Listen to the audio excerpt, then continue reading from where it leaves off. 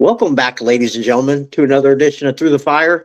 I am your host, Ryan Wickline, and today we're joined by a very special guest. He is an executive coach, author, and woodturner, Mr. Chip Scholz. How you doing today, Chip? Ryan, I'm having a great time, and I'm so glad to be here with you. Hey, I'm pretty excited to have you. I mean, one of the things I really love talking about is leadership, and I think you have a lot of experience in that field. Yeah, I've even written a book, and yeah, it's what I've dedicated my last 30 years to. Nice. So the number one question the audience is probably wondering, who is Chip Scholz? That's an interesting question, and I really struggle to answer that question because as a coach, I don't spend a lot of time talking about myself. I spend most of my time asking questions of the people that I'm working with, but I think you nailed it. I'm a coach. That's what I spend most of my time doing. I'm a wood turner, and so I spend as much time as I can turning wood. I also teach wood turning, and I'm the president of the North Carolina Wood Turners, which is a whole lot more. It sounds a whole lot more impressive than it really is. And I'm a dad. I've got 3 daughters. I've been married for 42 years, and I'm really proud of that. I'm an author and speaker and all those different kind of things. So Nice. How you make a life. Yeah, I like it. So what led you to start coaching? Blind dumb luck. I understand you want to be a speaker and that you're working really hard at getting there. When I first got into the business, I really wanted to be a platform speaker. I mean, that's what I wanted to do. And so, I kind of went down that path and I found out something really interesting about speaking. First of all, it's a tough gig. Second of all, there's no relationship. You book your gig, you go and you fly into wherever you're speaking. You spend an hour or two on the platform giving your keynote, and everybody thinks you're wonderful, and you get a lot of applause, and you feel all that love. Then you walk off stage and you go back to your hotel room and eat Cheetos and watch bad TV, and you wait for the next plane. So what I really treasure is I treasure the relationships. And so when I first got into coaching, that it was even before that. Um, I had a friend, a colleague. I guess we call them colleagues, but it was a guy that I had met through one of my networks, and he was about 6 months further in the process than I was, and he started talking to me about this thing called coaching. And it sounded really good. And his pitch was, you can sit in your underwear in your living room and talk to people all over the country, and they'll pay you. Well, I didn't really like that visual. I mean, thinking about sitting in my underwear but in those days it was all by phone. It was the coaching was all by phone, and so you didn't have to worry about video calls or any of that. So you could sit in your underwear if you really wanted to. But I started into it, and I found out I really liked it, and I really liked it because of the relationship aspect. I was able to create those relationships, and I've had several clients that have been 20 years plus that I'm still talking to them once a month. Nice. Yeah. So what types of service did you provide? Well, I bill myself as an executive coach. There's about 200,000 different kinds of coaches. I'm a life coach, a speaking coach, a podcast coach. There's all kinds of coaches, and so I work with executives. I work with owners of businesses and their teams, and so that's primarily who I do. But I do all kinds of things like 360s, and I still speak quite a bit. I run classes. There's a leadership class that I've been running for 17 years for one company, and we're kind of deciding what we're going to do next about that.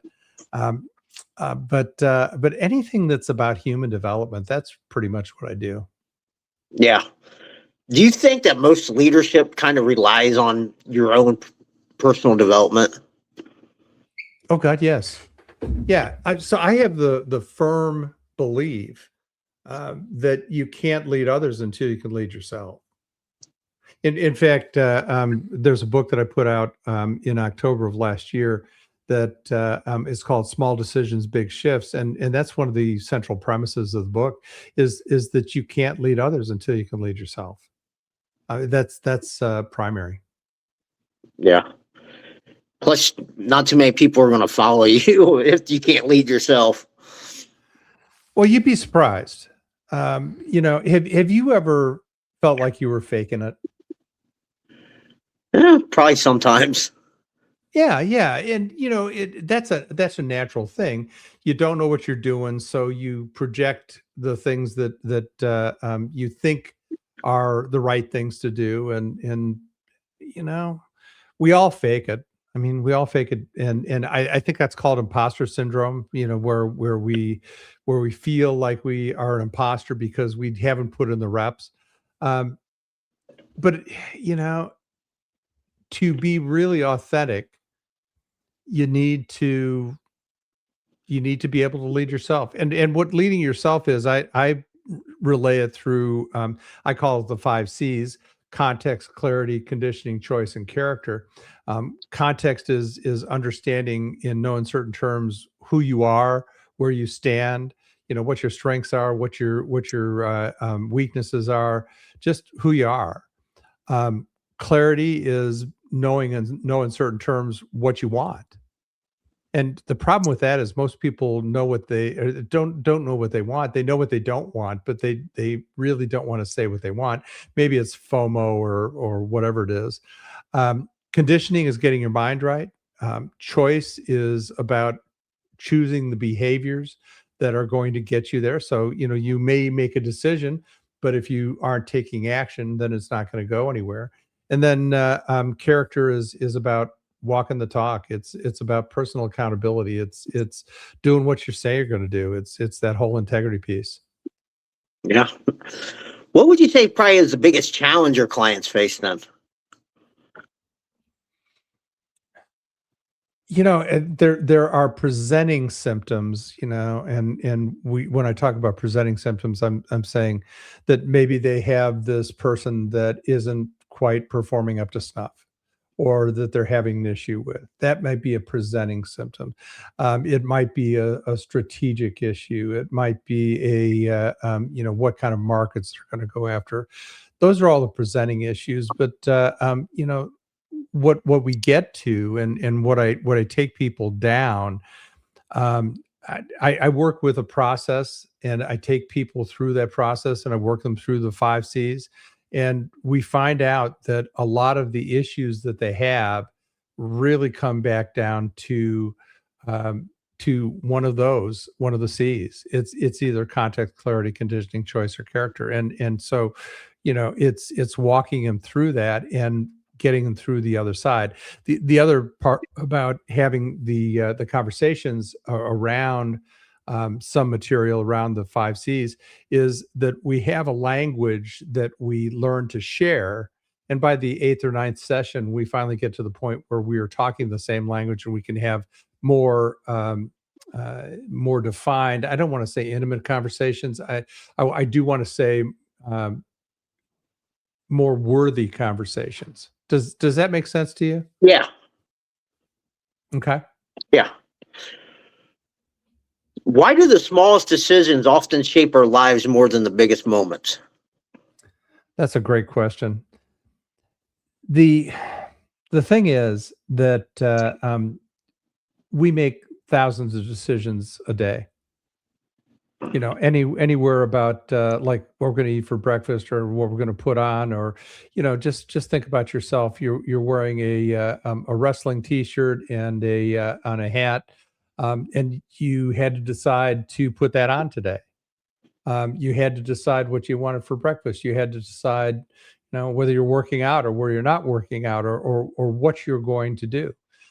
We make those small decisions, and we aren't going to change until we start making the decisions in the direction of the change that we want to go. So if look, I had a stroke 14 years ago. Um, I, uh, um, I weighed about 110 pounds more than I do now, and I had to make a decision. And the decision was: do I choose health or do I choose decline? Do I choose getting better or do I choose getting worse? That's a choice that happens every day. So I had to get up every day and like I started walking after the stroke.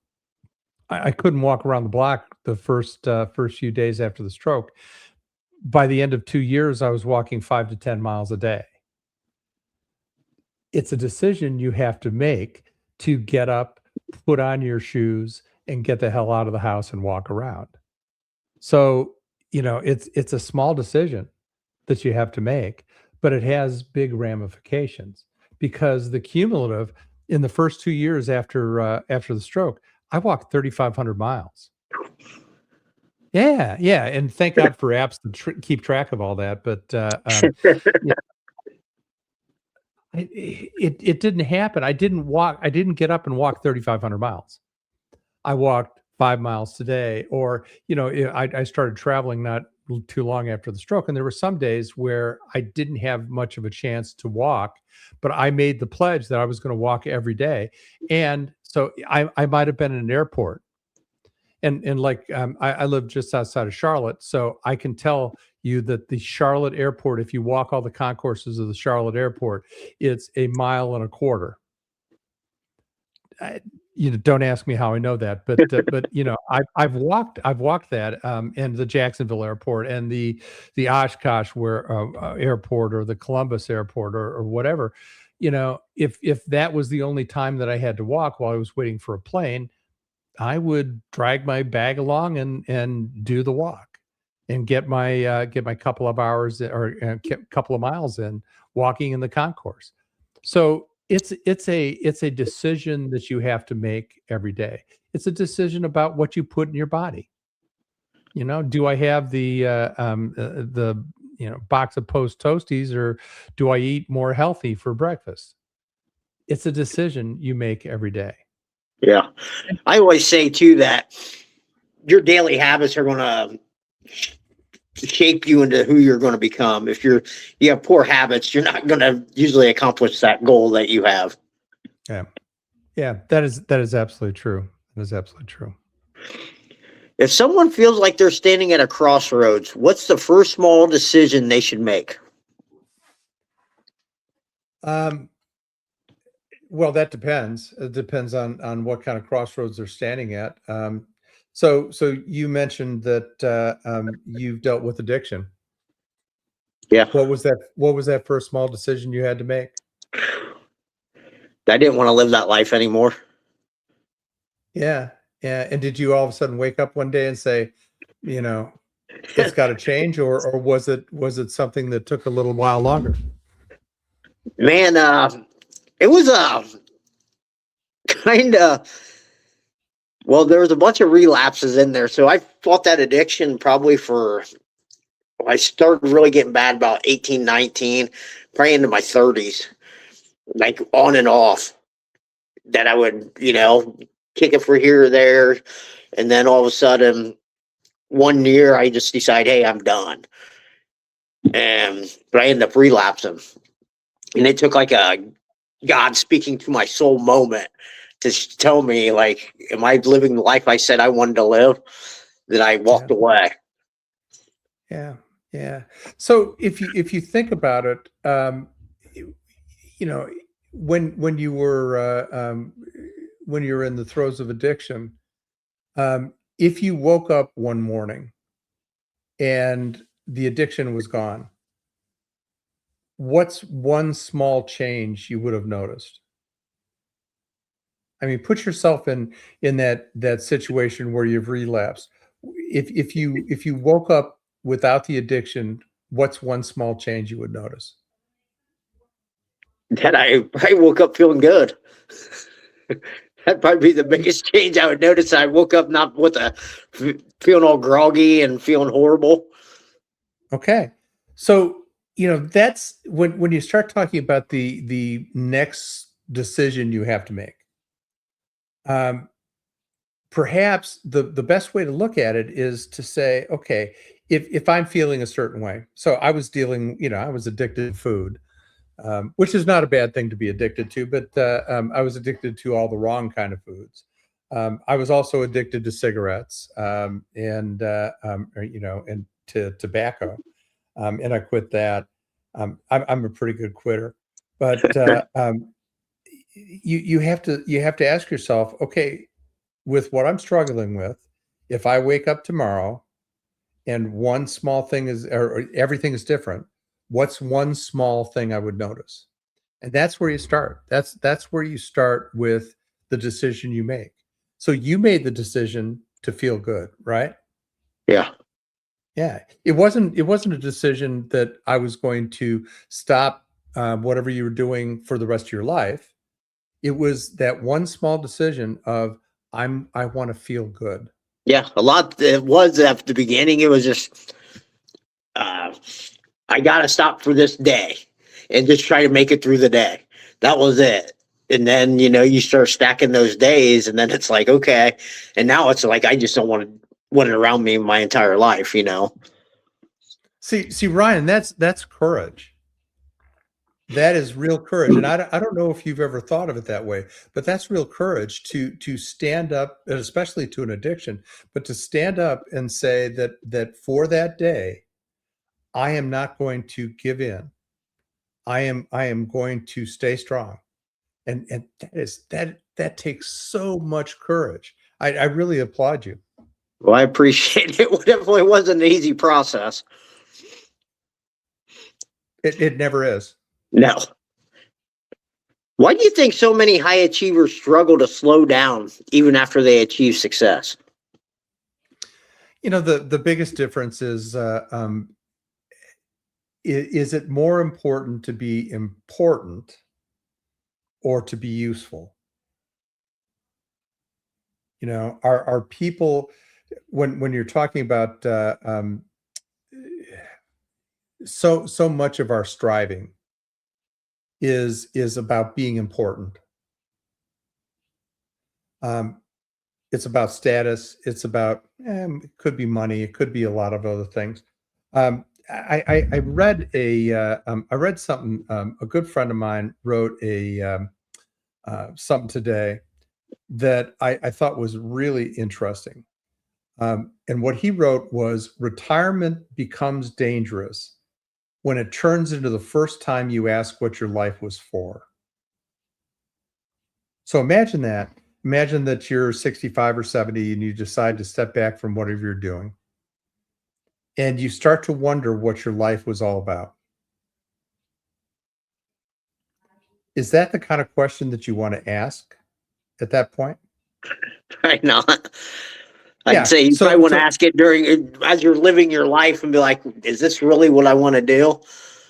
Well, and that's it, right? So let me ask you the question then.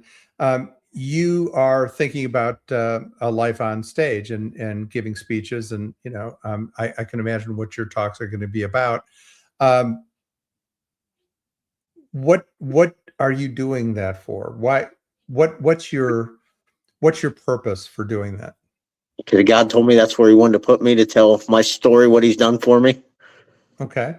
And so you've got that purpose to push you, and you don't really have to ask yourself why you're doing that. And you're not doing it because you want to be important, right? No. You're not doing it because you want to be rich. No. Although, that would be nice. Yeah, it'd be nice to make some monetary value out of doing it, Well, to cover everything. It would definitely be nice. But see, that's what happens is, I don't know if there's an age where you start to think that way. I was fortunate enough to get in my own business and get into a business that asked that question, that asked what my purpose is. And so, I probably thought about it and learned about it 25, 30 years ago. Um, I'm really fortunate. I don't think people do that. And so there's a book called The Second Mountain. It's by David Brooks, and he talks about the two mountains we climb. The first mountain is about fame and fortune and money and power and status and all that kind of stuff.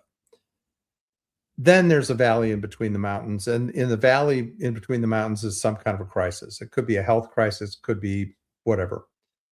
But the second mountain is all about meaning and purpose. There are so many people that never go through that valley, and they end up retiring, never having gone through that valley. And all of a sudden, the valley is retirement. And so now you've got a lot less time to course correct than you did when you were in your 30s or your 40s.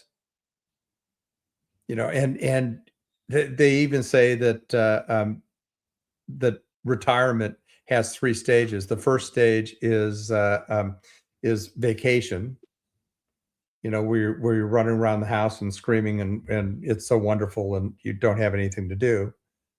The second phase is depression. And the third phase is meaning and purpose.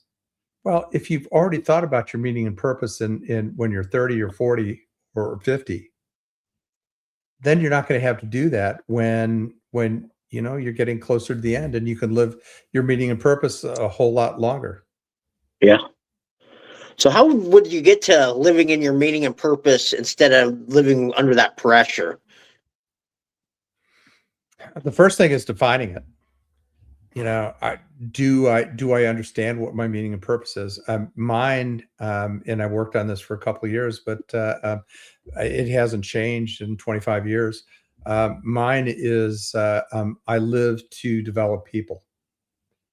That's what I do. Is I want to develop people all day long. I mean, that's and even teaching wood turning and being the president of the wood turners club and all of that is about helping to develop people. Now, I also say that it's not just others. That's why I say it's people, because I'm a people too. I've got to be the best I can be.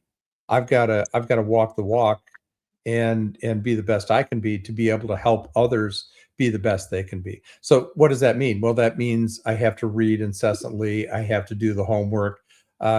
Being on these podcasts is a great way to help you flesh out ideas.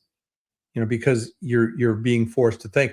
You're getting asked great questions by a whole bunch of different hosts like yourself that make you have to really think about things. Does that make sense? Yeah. Okay. What would you do if your identity is like so closely related to that job you have, the title, or your success? A lot of people never answer that question. A lot of people never have to answer that question. And so the book that's coming out in October this year, in October, is called Handoffs, and it's about a family logistics business that has a scion who's 82 years old, and he hasn't given up on his identity.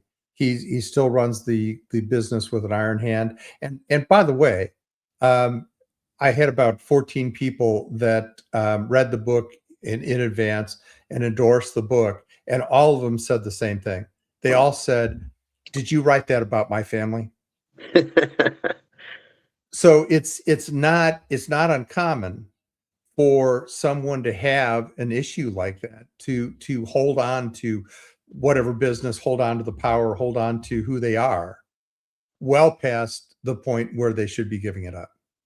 Because especially as people age, there's a great book that's talking about this very thing.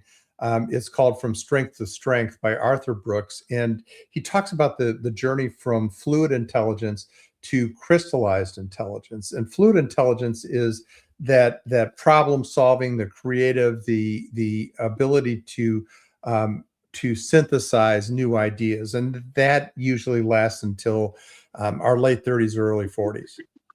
And then we start getting into crystallized intelligence, and crystallized intelligence is being able to use all the things that we've learned over the years and to put it to use and to recall and be able to solve problems through our recall, through the things that we have learned, rather than synthesizing new ways of doing that.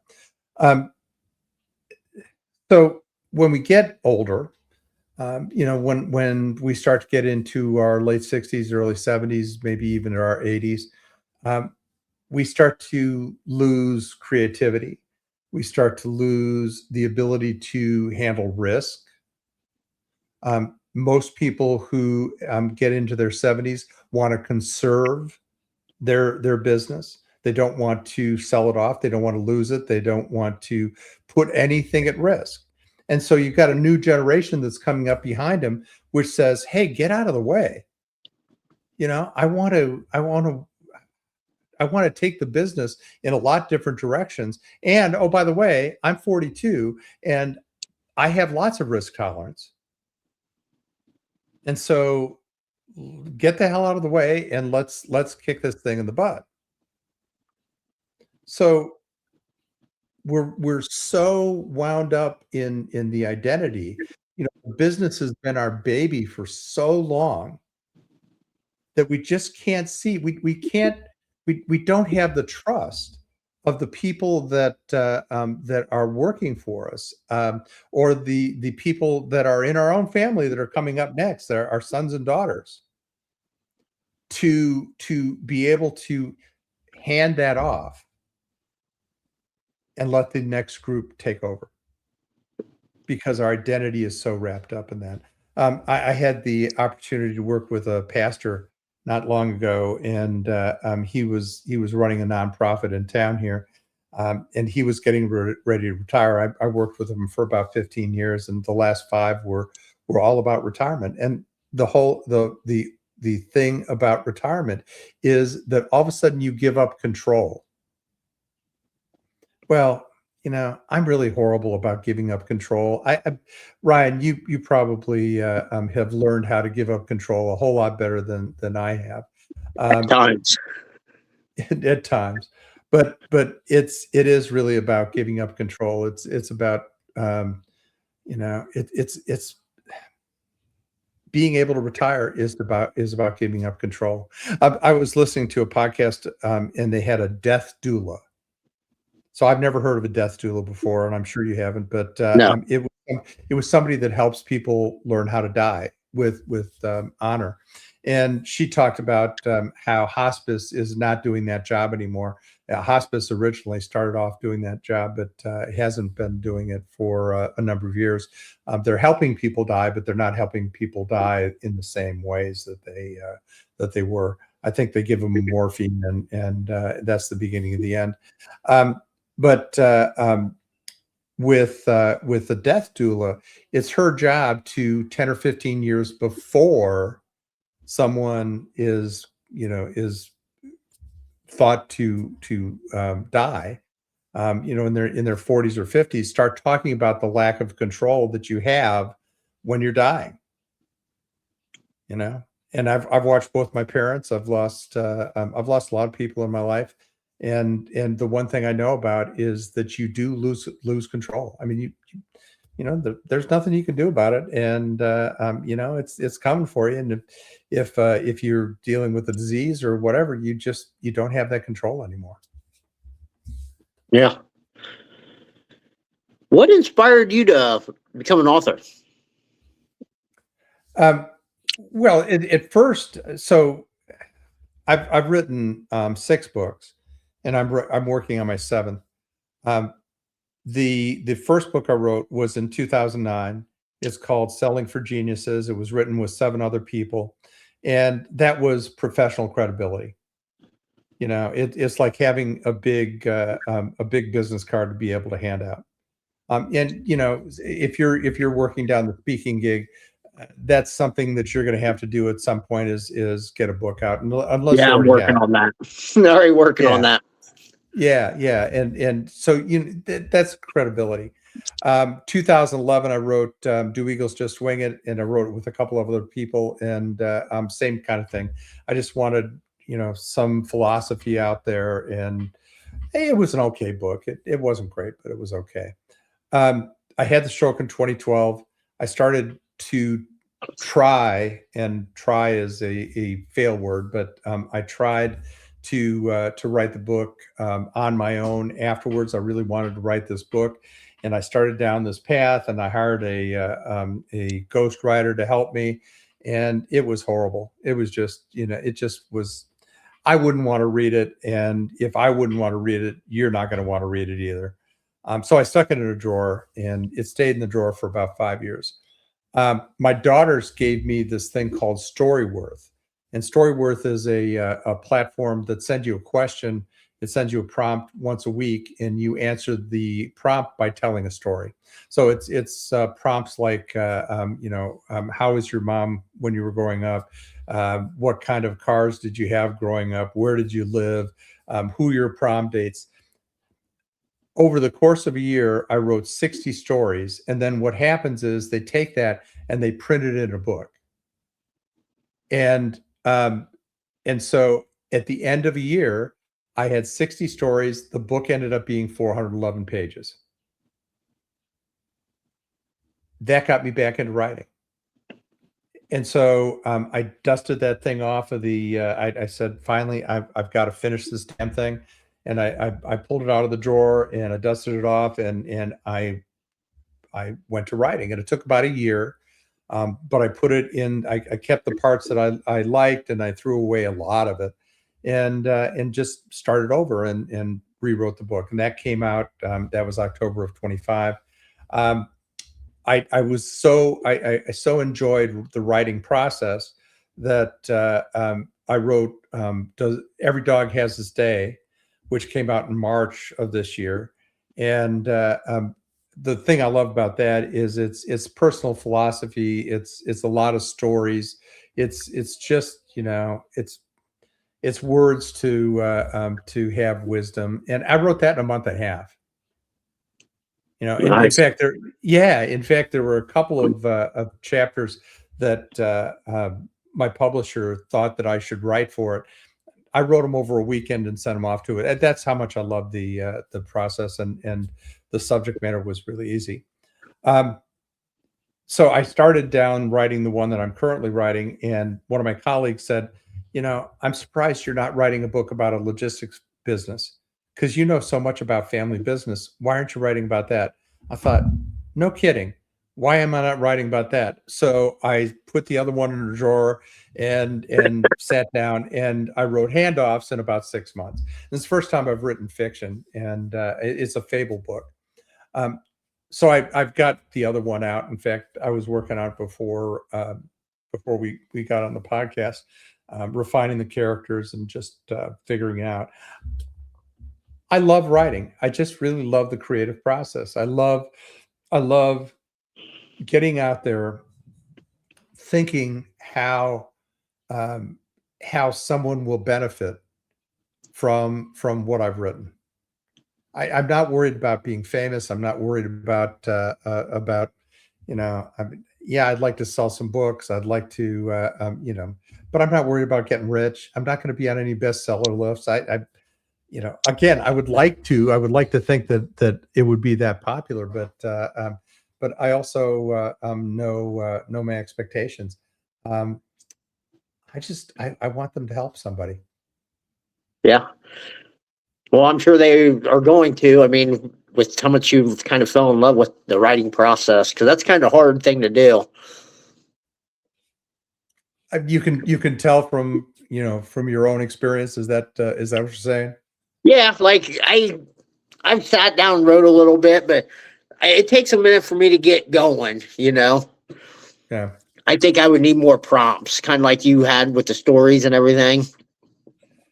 That is extremely helpful. So, one of the things, I don't know if you've worked with AI at all, but one of the things that that AI can help you with is asking those prompts.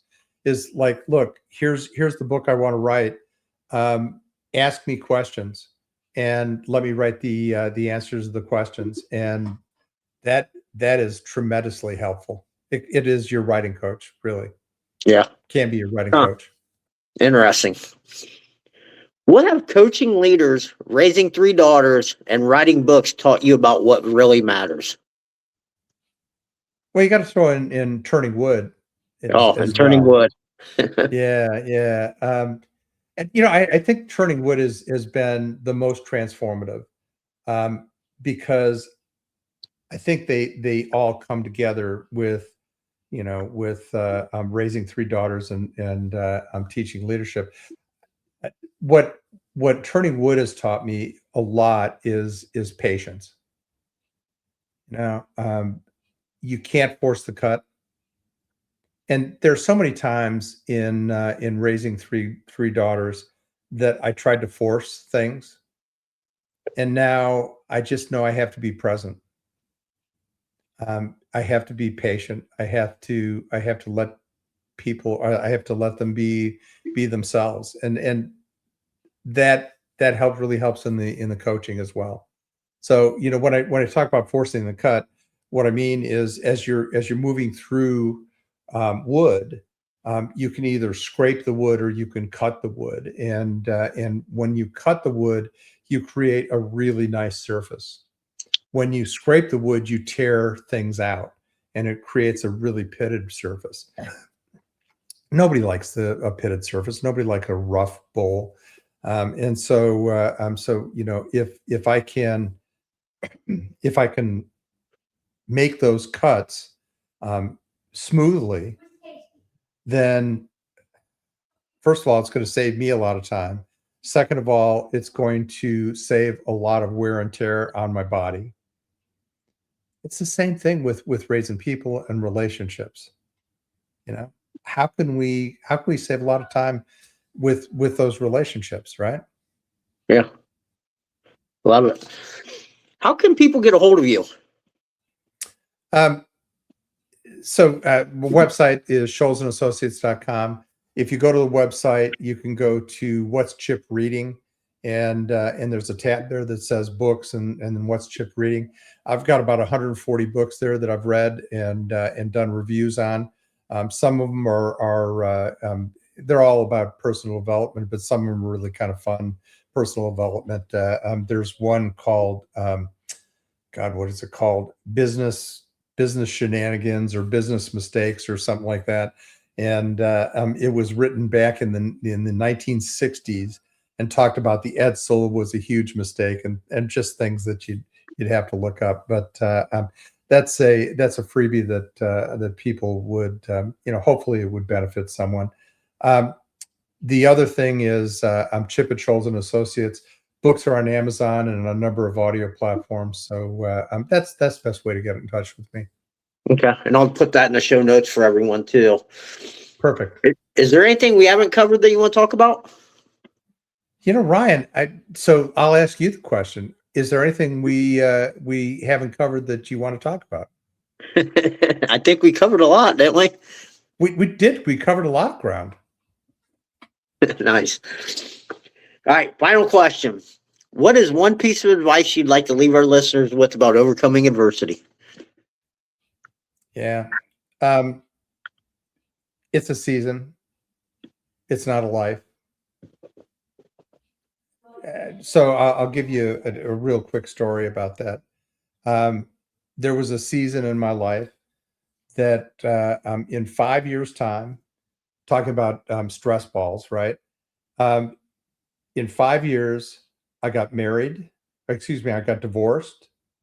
I got remarried. And by the way, remarried came with 3 daughters. I got fired. I got rehired. I got hired by another company. And oh, by the way, I got promoted and moved. And My parents died. My father died in 1984. My mother died in 1987.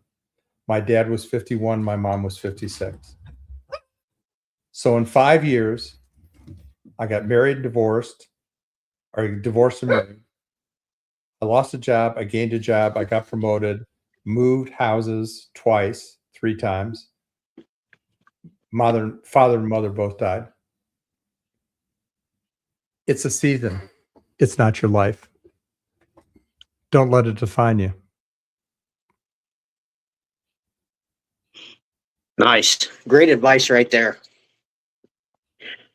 Well, Chip, I can't thank you enough for coming on here and sharing your great insight with all of us. Well, thank you, Ryan. It was an absolute pleasure. Thank you for your time. Yeah, my pleasure. Well, guys, that's going to be all the time we have here today. Remember, the only way to get what you want is go through the fire.